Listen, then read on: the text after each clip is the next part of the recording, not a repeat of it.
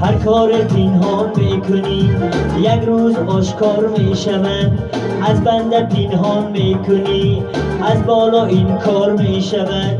هرگز دل آزاری مکن در زندگی ای آشنا، هر کس دل آزاری کند او عاقبت خار میشود. هر کس دل آزاری کند او عاقبت خار میشود. هر کس دل آزاری کند او عاقبت خار میشود. او عاقبت خار میشود. او عاقبت خار میشود.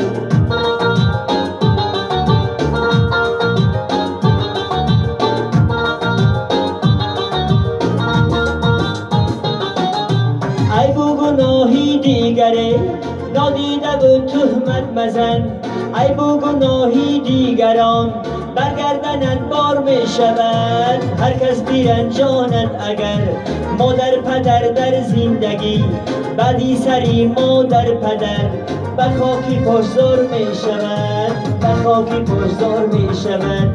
به خاکی پاسدار می شود.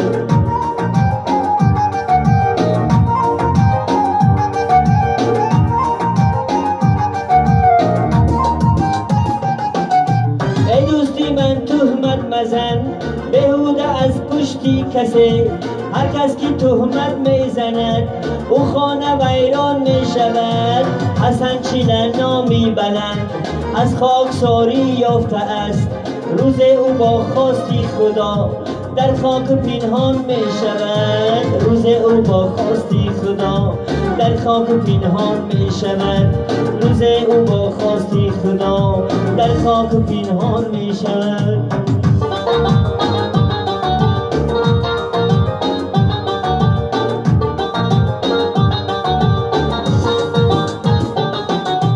هر کس خیانت میکند به دوست و یار و آشنا، در پیچ و تابی زندگی روز پشیمان می شود.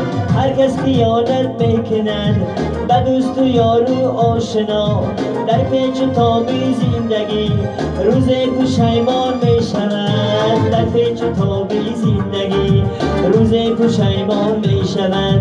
در پیچ و تابی زندگی روز پشیمان می شود.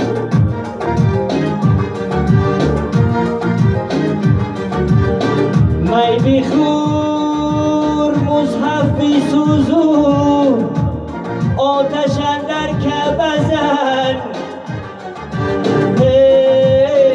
ساکنی بتخانه باشو مرد بازاری مکن.